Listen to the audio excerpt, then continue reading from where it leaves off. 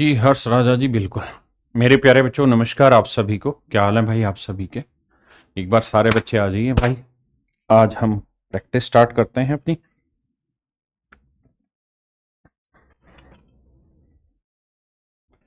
घूमती गेम चले।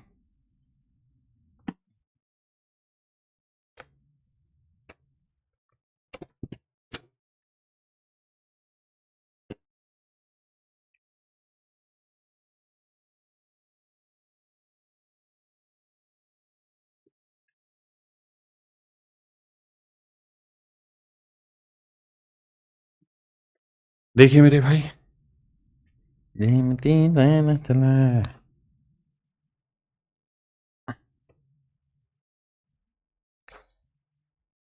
करिए मेरे दोस्तों इस सवाल को। Selection post phase 10।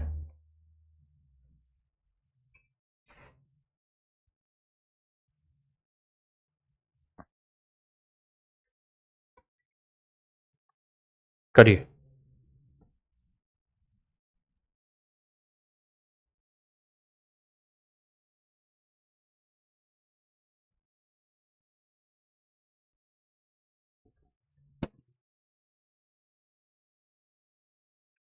कहता है यार, पिछले वर्ष के दौरान एक इलेक्ट्रॉनिक आइटम की कीमत में 10% की वृद्धि और इस वर्ष उसी वस्तु की कीमत में 10% की कमी हुई। देखो यार, सवाल बहुत खतरनाक है भाई। वो ये कह रहा है कि जैसे मान लीजिए सन 2000 की बात है, फिर 2001 की बात हुई और अब 2001 का लास्ट आ गया।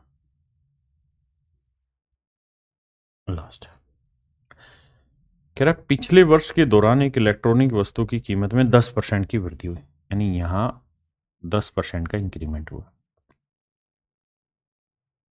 और इस वर्ष उसी वस्तु की कीमत में 10% कमी आ गई। कहता है यहां 10% की कमी आ गई। अब कहता है उसकी कीमत 66,000 आज रुपए है। तो कहता है पिछले 2001 तो अब पिछले साल यानी 2000 के आरंभ में, यानी यहां पे उस आर्टिकल की कीमत क्या थी हमें बताना है। देखिए मेरे दोस्त, हमने ये बात पढ़ी होगी आपने मैंने मिलके सबने, कि अगर हम किसी चीज में x% का इंक्रीमेंट करें और फिर उसमें x% का डिक्रीमेंट करें, डेप्रिशिएशन करें, तो overall that would be x square by 100% की कमी आ जाती है। तो हमें यहाँ समझना होगा कि 10% बढ़ा 10% घटा तो 10 का वर्ग 100/100, इतने परसेंट की कमी यानी 1% की कमी आ जाएगी। अगर मेरे बच्चों 1% की कमी आ गई, ओवरऑल यहां से यहां तक 1% की कमी आ गई, तो हमें पता कि यार 1% की जो फ्रैक्शन होनी है वो होनी है 1/100। इसका मतलब शुरुआत में कीमत 100 थी तो अब कीमत हो गई 1 घट के 99। तो 99 यूनिट इसको, तो 100 यूनिट की वैल्यू कितनी? तो 99 यूनिट 66,000 है, तो 100 की वैल्यू कितनी? यानी लगभग 66,000 के आसपास आंसर आएगा। इनमें कोई भी आंसर 66,000 के आसपास नहीं है, बस बी है। कैलकुलेट करेंगे तो 99 यूनिट 66,000, तो 1 यूनिट 66,000/99, तो 100 यूनिट की वैल्यू कितनी? कैलकुलेट करते हैं। घूमती गेम चला। करिए मेरे दोस्त, करो भाई। अच्छा मेरे भाई, कल मैं छुट्टी पे रहूंगा, ठीक है? फिर शनिवार रविवार आ जाएगा और फिर मंडे वो है क्या नाम है, 26 जनवरी। तो 26 जनवरी की छुट्टी रह जाएगी आपकी। तो उसके बाद फिर मंडे ट्यूसडे को मिलेंगे। और ट्यूसडे को जब मिलेंगे तो फिर मतलब नया चैप्टर से शुरुआत करेंगे और प्रैक्टिस धीरे धीरे आगे बढ़ती रहेगी। तब तक एसएससी जीडी के जितने भी सवाल आए उनकी आपने प्रैक्टिस करनी है। रेलवे के क्वेश्चंस का सारे दे दिए ना इनको प्रैक्टिस, तो उनकी प्रैक्टिस करिए। ये 4-5 दिन जो छुट्टी के मिल रहे हैं, 26 जनवरी शनिवार रविवार, और कल की मैं छुट्टी कर ही रहा हूँ आपकी, तो इसको खींच के लो मीटर। आइए भाई। कहते हैं कि नमूने में बैक्टीरिया की संख्या पहले घंटे के दौरान 24% बढ़ गई। पहले घंटे 24% बढ़ गई, दूसरे घंटे के दौरान 15% घट जाती है, तीसरे घंटे के दौरान फिर 10% घट जाती है, यदि नमूने में बैक्टीरिया की वर्तमान जनसंख्या इतनी है तो 3 घंटे के बाद कितनी होगी, यानी आज दे रखी 55,000, तो 3 घंटे बाद क्या हो गया। अच्छा, कितनी कमी या वृद्धि हो जाएगी ये सवाल में पूछ रहा है। वो ये नहीं पूछ रहा कितनी बढ़ जाएगी या घट जाएगी, वो कह रहा है मतलब कितनी हो जाएगी, वो पूछ रहा कितनी बढ़ेगी या घटेगी, वो बताइए। देखो भाई, दो तीन तरीके से उड़ा सकते हैं सवाल को। पहला, फ्रैक्शन। आपको प्रैक्टिस करते वक्त ये सब मेथड याद रखने हैं कि we have to solve everything. 24% की फ्रैक्शन 4%, 1/25, तो 24 हो गया 6/25, 3/20, घूमती गेम में चले 1/10। तो हम कहेंगे भाई 25 से कोई चीज़ 6 बढ़ के 31 हो गई, 20 से 3 घट के 17 हो गई, और 10 से 1 घट के 9। आपने कहा जी बिल्कुल प्यारी सी बात और मज़ा आ गया। अब भाई 25 दूनी 50, 500 और 100, ये 5,000। आपने बिल्कुल सेट है मामला। और यहाँ देखें तो भैया यहाँ देखो गुना तो करना पड़ेगा। 17 इसकी गुना करते हैं, 17 एकम 17 हासिल 1, 17 थे 51 और 1 52, 527। 9 से करेंगे, 9 साते 63, 9 दूनी 18, 9 साते 63, 6 हासिल, 9 दूनी 18 और 6 24, 9 5 45 और 2 47। तो मेरे बच्चे 5,000 से 4743 हुई, तो कितने की कमी, 257 की कमी। तो 5,000 रिप्रेजेंट कर रहा है 55,000 को, तो एक यूनिट की वैल्यू आ गई 11, तो 257 यूनिट की वैल्यू कितनी, 257 गुना 11। तो पहली बात तो ये कि जो भी आंसर होगा वो 11 से मतलब डिवाइड हो, वो होगा क्या बोले कटेगा, और मोर वाला तो आंसर होगा नहीं, लेस वाला होगा। अब हम यूनिट डिजिट पकड़ें तो 7 एकम 7, यानी वही आंसर होगा जिसका यूनिट डिजिट 7 है, यानी ऑप्शन सी। तो ऑप्शन सी मेरा राइट आंसर है। दूसरा, this is a way, now we are going to move on another way. आओ दोस्त, हम क्या करें, हम ये कर सकते हैं कि पहले इन दोनों को टैकल कर देते हैं। तो x plus y minus x into y बटे 100।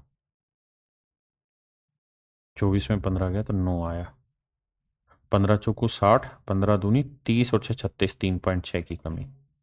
तो ये आया 5.4, 5.4 का इंक्रीमेंट, और यहाँ 10% की कमी। अब फार्मूला लगाएंगे सक्सेसिव का, तो 5.4 माइनस 10 माइनस 5.4 इंटू 10/100। बिल्कुल ठीक है जी। इससे घटाएंगे तो भाई आया -4.6, और इसे करेंगे मेरे बच्चे तो 0 से कट गया 0.54। हाँ जी, एक तो सेकंड का आराम दीजिए।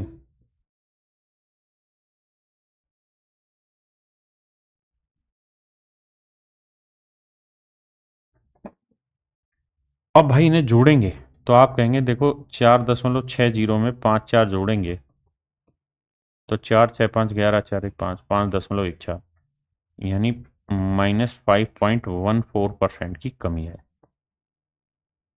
आपने कहा जी बिल्कुल ठीक है। अब देखिए, अब भाई 5500 पे 55,000 पे 5.14% की कमी है। तो पहली बात तो कमी होगी, वृद्धि वाला तो आंसर नहीं होगा। दूसरी बात, हमें पता है क्या कि भाई डेसिमल हटाएंगे तो 2 जीरो हट गई, और परसेंटेज में 2 जीरो होती तो 1 जीरो हट गई, 1 जीरो बची हुई है। हाँ, अब अगर मैं सवाल में दिमाग दौड़ाऊं तो देखो सर, एक बात तय है, और वो ये कि 55 में 11 मौजूद है। आपने कहा जी बिल्कुल, तो जो भी आंसर होगा 11 से डिवाइड होगा। 8 7 15 दौड़ दो 4, 15 में 4 गया, 11 से भाग हो रहा है। 8 7 15 दौड़ दो 4, ये भी भाग हो रहा है।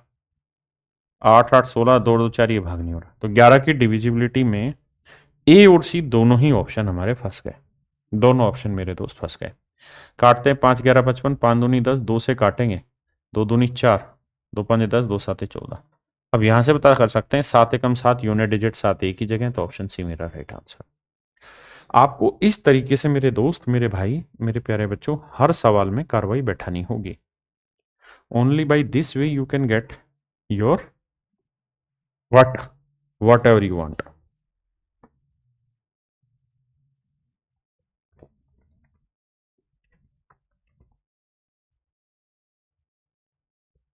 करो मेरे भाई आगे।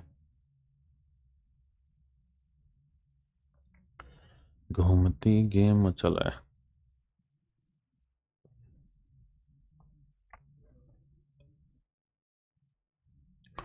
कहता है किसी स्थान की जनसंख्या 2016 से 18 तक 6% की दर से बढ़कर 50,000 हो गई और अगले 3 वर्षों में तक वही प्रवृत्ति जारी रही।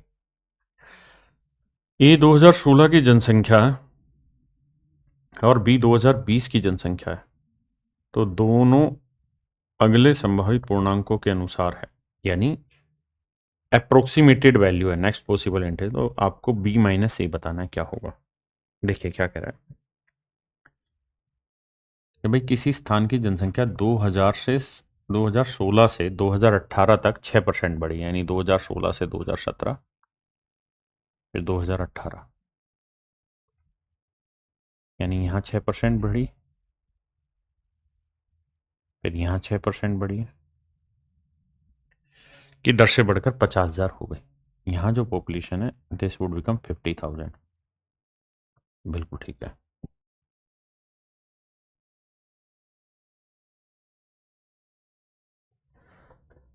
अगले 3 वर्ष तक यही प्रवृत्ति कहता है जारी रही, यानी इसी रेट से बढ़ता रहा। यदि 2016 में इसकी पॉपुलेशन ए है, कहता है अगर यहां इसकी पॉपुलेशन ए है 2016 में, 2016 में इसकी पॉपुलेशन ए है और 2020 की जनसंख्या बी है, तो 2018 के बाद 2019 आया, फिर 2020 आया। कहता है 2020 में इसकी जो पॉपुलेशन है वो बी है।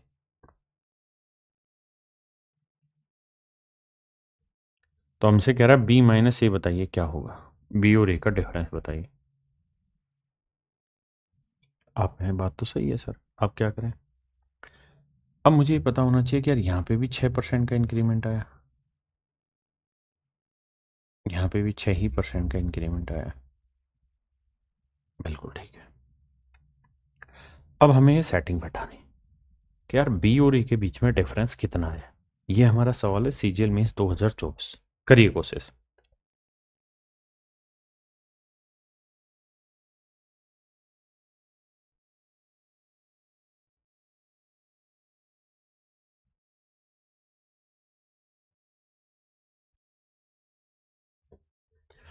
देखिए मेरे भाई, ध्यान से मेरी बात समझिए, मतलब बहुत ही खतरनाक सवाल है, देखते ही गोली मारने वाला सवाल है। अच्छे अच्छे लोग इस क्वेश्चन को ब्रेक नहीं कर पाते, लेकिन आप सीखेंगे। चूंकि मीन्स का सवाल है तो हमें ये समझना होगा कि मीन्स में सवाल कैसे टैकल करे जाते हैं। हमसे बी माइनस ए पूछा हुआ है।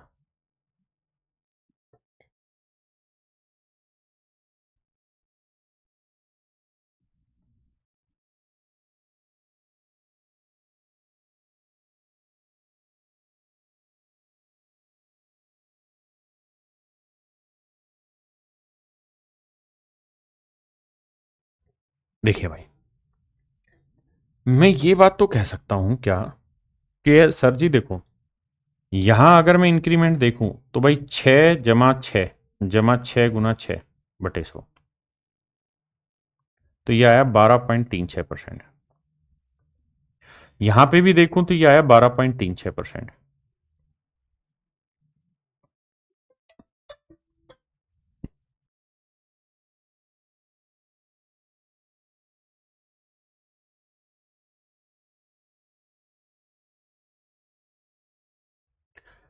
अब समझने वाली बात यह है कि कुल मिला के यहां से यहां तक क्या चेंज आया है।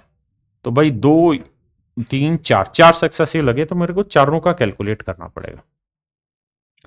अब इनका जब कैलकुलेट करूंगा तो 12.36% जमा 12.36 जमा 12.36 × 12.36 / 100। ये बहुत लंबी कैलकुलेशन हो गई, क्योंकि इसे करोगे तो 24.72 आया। आपने कहा बिल्कुल ठीक है।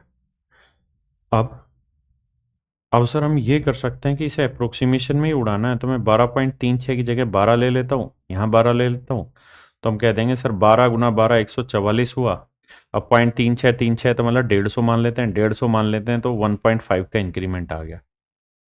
1.5 का जोड़ेंगे तो 2, भाई जोड़ेंगे तो 2 5 7 12, 4 और 1 5 और 1 6, यानी कुल मिला के 26.72% का इंक्रीमेंट आ जाएगा। इस पूरी प्रक्रिया में 26.72% का इंक्रीमेंट आ जाएगा मेरे दोस्त। आपने कहा जी हम ये बात समझते हैं कि पूरी प्रक्रिया में 26.72% का इंक्रीमेंट आ जाएगा। अगर आप और मैं मिलकर ये बात समझते हैं तो उसने पूछा था बी और ए का डिफरेंस कितना होगा, तो हम कह देंगे जी 26.22% डिफरेंस होगा। डिफरेंस पूछा था एंड दैट इज 26.22%। अच्छा, अगर यहां पॉपुलेशन 100% थी तो इन 2 सालों में बढ़ के कितनी हो गई होगी? 12.36% बढ़ी है, तो ये पॉपुलेशन रही होगी 112.36%, और 112.36% की वैल्यू है 50,000। आपने कहा बिल्कुल ठीक है। तो हमें यहां से लगाना पड़ेगा कि भाई 112.36% की वैल्यू 50,000, तो 1% की वैल्यू क्या होगी बटे 112.36, तो 1% की वैल्यू इतनी, तो हमें पता करनी 26.22% की वैल्यू। आपने कहा जी ठीक है। अब मेरे भाई कैलकुलेशन करेंगे। कैलकुलेशन करेंगे तो डेसिमल हट जाएगा क्योंकि ऊपर भी 2 है नीचे भी 2 है। अब काट पीट करेंगे। आपको सर ये तो बहुत टाइम लग रहा है। हाँ भाई लग रहा है ना, 4 दूनी 8, 3 बजे 4 8 32, 4 9 36, 2809। अब 4 से काटेंगे तो 4 से कटेगा नहीं, तो ये इसे काट लेते हैं 4 से। तो इसे काटेंगे तो 2 से 4 से काटेंगे, 4 एकम 4, 4 दूनी 8, 4 5 20, 12,500 आ गए। अब जी और किससे काटें? अब सर हम 3 से काट सकते हैं, और चीजों से काट सकते हैं। तो इसी तरीके से धीरे धीरे काटते रहेंगे, सोल्व करते रहेंगे, जिंदगी झंड होती जाएगी और कुछ नहीं होगा। तो कुल मिला के जब ऐसा सवाल फंस जाए कि आपसे कैलकुलेशन टूटे ही ना, और जब आप ऑप्शन की तरफ निगाह डालें तो अच्छा खासा अंतर है, 11,600, 12,800, 13,200, 16,270, यानी अच्छा खासा अंतर है। तो मुझे मन मन में एक बात सोचनी है, क्या कि भाई इन दोनों में जो डिफरेंस आया वो लगभग 12.5% का आया ना, 12.36% का आया। अब 12.36% के आसपास कौन सी वैल्यू है जो अप्रोक्सीमेशन में आंसर ठीक देगी? तो आप कहेंगे 12.36 को अगर हम 12.5% लिख दें तो सर हमें पता है कि 12.5% का इंक्रीमेंट होता है 1/8, 1/8। आप कहेंगे बिल्कुल होता है। अगर सर ऐसा होता है, अगर ऐसा हुआ, अगर ऐसा हुआ, अगर ऐसा हुआ, ध्यान देना सर, अगर ऐसा हुआ तो हम ये कह सकते हैं कि भाई 2016 में कोई पॉपुलेशन 8 थी तो 2018 में वो हो गई 9, यानी 8:9। अब हमें पता है ये 12.5% लगभग आ रहा है, तो ये भी तो 12.5% ही आएगा, और अगर हम सक्सेसिव लगाएंगे तो इसकी फ्रैक्शन भी 1/8। यानी अगर मैं आपसे कहता कि यार 2016 और 2020 में क्या चेंज आ जाएगा, तो आप कहेंगे भाई 2 साल में 8 से 9 हो रही है, तो अगले 2 साल में फिर 8 से 9 होगी। यानी सर हम ये कह सकते हैं कि अगले 2 साल में 64 से 81 हो जाएगी। प्योर मेंस लेवल का सवाल है, घबराना नहीं। आपने कहा जी ये बात सही है। यानी सर यहां से हम ये बात समझ पाए कि अगले 2 साल में 64 से 81 हो गई। अब सोचने वाली बात यह कि यार यहां पे भी ये 2016 की पॉपुलेशन है, यहां पे भी 2016 की, दोनों जगह सेम करेंगे। यहाँ 64 है तो यहाँ क्या करना पड़ेगा? 8 से गुना, तो इधर भी 8 से गुना। तो इसका मतलब 2016 में पॉपुलेशन 64 है तो 18 में हो गई 72, और 2016 में 64 है तो 2021 में हो गई 81, और इसको ए नाम दिया है, इसको बी नाम दिया है। तो इनके बीच का जो डिफरेंस आ रहा है वो कितना आ रहा है? 17। तो 17 यूनिट की वैल्यू निकालनी है। 72 यूनिट की वैल्यू हमें कितनी रखी थी? 50,000। तो 72 यूनिट की वैल्यू हमें रखी 50,000, तो 1 यूनिट की वैल्यू बटे 72, तो हमें 17 यूनिट की वैल्यू पता करनी। तो ये तरीका होगा इस सवाल को थोड़ा सॉर्ट आउट करने का, मतलब आसान भाषा में इस सवाल को ब्रेक करने का, है ना। अब इसे अगर हम तोड़ने जाएं तो 8 से काटेंगे, 8 नहीं 72, 8 से काटेंगे भाई तो 8 छिंग 48, बचा कितना जी 2, 8 दूनी 16, बचा कितना 4, 8 पंजे 40। बिल्कुल ठीक है जी। अब मेरे भाई अगर हम इसे 9 से काटें तो 9 से काटने लग जाएं तो 9 से काटेंगे, 9 छिक 54, बिल्कुल आएगा। बचा कितना जी 8, 9 निम 81, बचा कितना जी 4, 9 चौक 36, 9 चौक 36 यानी 694.44 चलता रहेगा।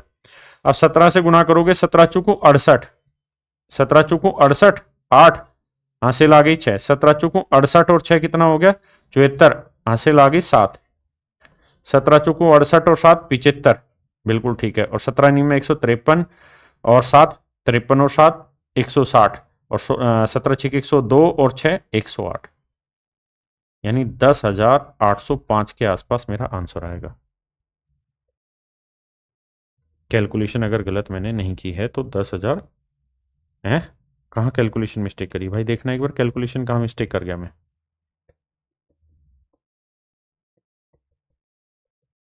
कहाँ मिस्टेक किए हैं हम, देखो ये तो हमने ठीक किया है, 8 से काटेंगे तो 6250 ही आएगा। बिल्कुल ठीक है, फिर कहाँ गड़बड़ हुई है, 17 से गुना ही कर देता हूँ। 0 17 मुझे 85, 8 आया, 17 दूनी 34 और 8 42, 4 आया, 17 छिके 102 और 4 106। अब 9 से अब भाग दे लेते हैं, तो 9 एकम 9, बिल्कुल आया जी। तो 9 एकम 9 1 आ गया, फिर आया 16, 9 एकम 9, फिर आया 7, 7 9 8 72, यानी 9 8 72, 9 5 45, तो 11,805 के आसपास मेरा आंसर आ रहा होगा। तो 11,805, 11,805 पे आते हैं।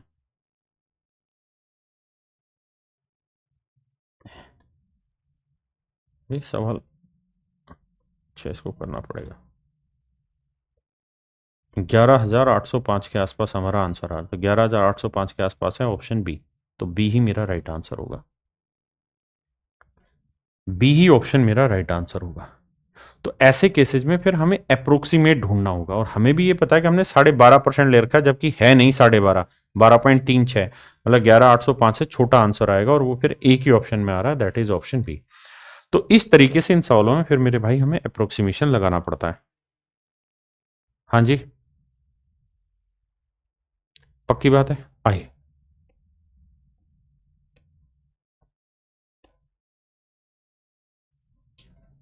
करो दोस्त।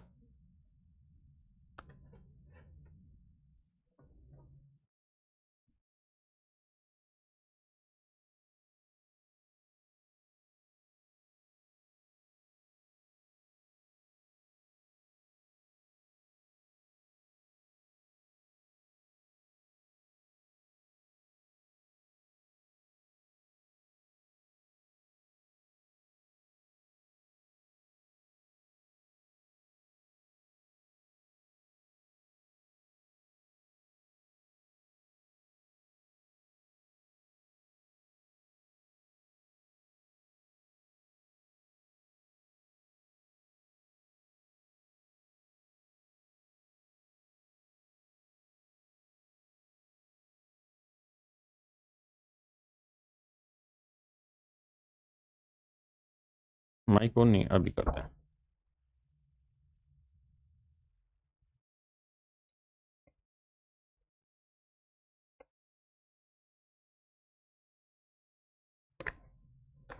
देखिए मेरे भाई, कह रहा है the red blood cells in A blood sample grows by 10% per hour in first hour. कहता है पहले 2 घंटे 10% बढ़ता है, 10% की रेट से। फिर कहता है कि डिक्रीज बाई 10 आवर ना 10% in next 1 hour, remain constant in next 1 hour, उसके अगले 1 घंटे बाद कॉन्स्टेंट रहता है, अगेन इंक्रीज बाई 5%, फिर 5% फिर इंक्रीमेंट करता है per hour in next 2 hours. कहता है अगले 2 घंटे के लिए 5% का इंक्रीमेंट करता है। बिल्कुल ठीक है। कहता है in the original count of the red blood cells is 40,000। तो कहता है 6 घंटे बाद कितना रेड सेल्स हो जाएगा, ये हमें सवाल में बताना है।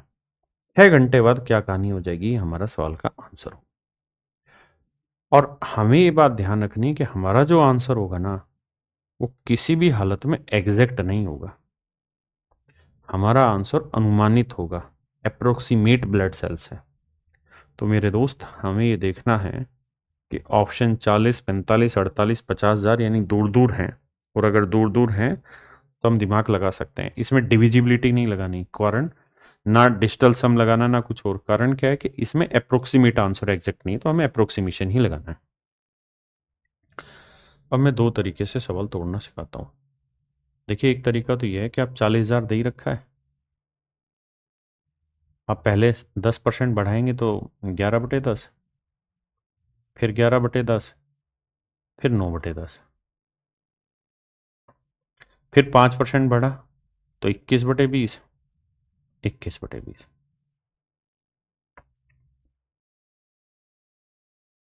समस्या ये है कि इनकी कैलकुलेशन कौन करे, कौन लड़े इन लड़ाइयों को। हम कहेंगे देखो सर, 0 0 0 0, 4 0 तो ही हट गई, बिल्कुल ठीक है। 2 दूनी 4, यहाँ 10 आया, 4 कट गया, यानी ये कहानी खत्म होगी, नीचे आ गया 10। अब ऊपर वाले की गुना करनी है और गुना करते ही हमारी सेटिंग आ जाएगी। अब गुना किस किस से कर सकते हैं, देखो 21 को 21 से करेंगे 441 आया, 441 को 9 से करोगे, 9 एकम 9, 9 चौक 36 है ना, और 9 चौक 36 और 3 39। अब 11 से करोगे तो 9 9 और 6 15, भाई अंकों का जोड़, 9 9 और 6 15, 9 और 6 15 और 1 16, 9 और 3 12 और 1 13, 3 और 1 4। फिर 11 से करोगे तो अब हमें ये पता है, चलो मैं कर भी देता हूँ एग्जैक्ट, 9 9 और 5 14, 6 5 11 और 1 12, 6 3 9 और 1 10, 4 3 7 और 1 8 4, तो यह 48 इतना और बटे 10 है।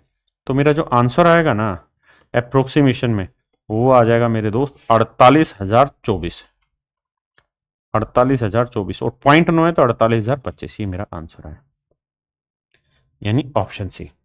और चूंकि मैं थोड़ा सा अगर समझदार हो जाता हूं तो मुझे ये बात पता चल गई थी कि भाई मेरा जो आंसर है वो कहां घूम रहा है और कैलकुलेशन को कैसे आसान बना सकते थे, तो हम इस तरह से भी ब्रेक कर सकते थे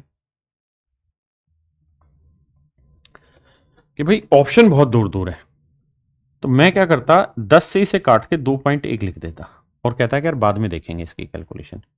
इनको गुना करता, 21 निम में 189 आता, 189 को 11 से गुना करना मेरे लिए बहुत आसान हो जाता। वैसे तो मैंने 121 का भी गुना करना सिखाया, लेकिन मैं 11 सिखाता हूँ। 9 8 9 17, 8 1 9 1 10, 1 और 1 2। अब इसे फिर 11 से करता तो 9 9 7 16, 7 और 1 8 और 2 और 2, ये आया 22 869। अब मैं इसे गुना करता 2.1 से, तो मैं कह रहा हूं कि यार मैं इसे 2 से ही गुना करता, तो 2 नीम 18, 2 6 12 और 1 13, 2 8 16 और 1 17 और 2 दूनी 4 और 1 5, यानी 45,738 तो मेरा यही आ गया। अगर मैं 2 से गुना कर रहा हूं तो मतलब मेरा 45,000 तो आंसर होगा नहीं, और 45,000 से बढ़ा जाएगा, और 0.1 से गुना करूंगा तो 50,000 तो आएगा नहीं, तो 40 तो हो ही नहीं सकता। तो बचा फिर मेरा ऑप्शन सी था। दूसरा मैं यहां पे ये भी कर सकता था कि परसेंटेज में कैलकुलेशन कर लेता। कैसे, देखो मेरे दोस्त, हमको एक बात पता है कि 10% बढ़ाना और 10% घटाना, इसका रिजल्ट 1% घटाना आएगा। आपने कहा ठीक है, यहां 10% है, बिल्कुल ठीक है। यहां 5 5 सक्सेसिव लगाओगे तो 5 जमा 5 जमा 5 गुना 5/100। हर सवाल को हर तरीके से करके देखोगे तो बात बनेगी, तो आएगा 10.25%। आपने कहा जी बिल्कुल ठीक है। अब जब मुझे ये बात पता ही है कि मैं खिलाड़ी हूं मतलब कि मुझे थोड़ा थोड़ा दिमाग दौड़ाना है सवाल के अंदर, और मैं जिस हिसाब से चीजें दौड़ा रहा हूं तो मेरा काम हो जाएगा, तो मुझे ये सवाल में समझना चाहिए था कि मुझे यार अप्रोक्सीमेशन में आंसर चाहिए, एग्जैक्ट नहीं चाहिए। अगर इसको सोल्व भी करोगे ना तो आंसर लगभग 10% ही बैठेगा। आप कहें कैसे, तो करके देख लो। चाहे सर भाई x plus y minus x into y, 10.25 में से एक घटाएंगे तो 9.25 आया, सॉरी 9 पे बैठ रहा। अब इसमें ये चीज जब इसे गुना करोगे तो 10.2, तो ये आएगा 0.1025, माफ करना 9% आना था, क्योंकि 10 में से क्या 9 आना था। तो कैलकुलेट करोगे तो 9 पॉइंट समथिंग समथिंग आना है ना। तो मैं यही कह रहा था कि हम सीधा सीधा यहां से दिख रहा था कि यार 10 में से क्या लगभग 9% के आसपास आंसर आएगा और प्लस रहना, और यहाँ 10% है। अब यहाँ अगर हम अप्रोक्सीमेशन लगाते हैं तो x प्लस वाई मन मन में 10 9 19 जमा 10 गुना 9/100। यार देखो ये 19 आया और ये 10 नहीं 90 यानी 0.9, तो 19.9 को मैं 20% लिख दूं तो इसमें कोई गुनाह नहीं होगा मेरे से, यानी मेरा जो आंसर होगा वो लगभग 20% होगा। तो 40,000 का 20% कितना हुआ, तो कहेंगे 8,000, तो 40 में 8 जोड़ेंगे 48,000, तो मेरा आंसर जो होगा 48,000 के आसपास आंसर होगा। और यही कला में धीरे धीरे सीखनी कि अप्रोक्सीमेशन कैसे दौड़ाया जाए, है ना। ये सबसे जरूरी पार्ट है, अगर ये नहीं सीखा तो फिर कुछ नहीं सीख पाओगे आप। पक्का।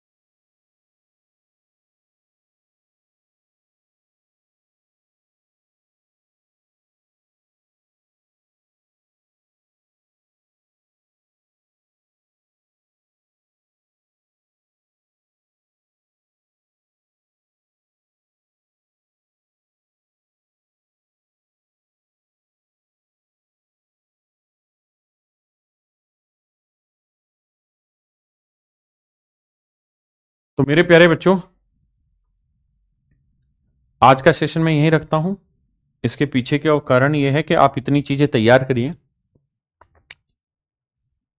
मंगलवार को जब आप आएंगे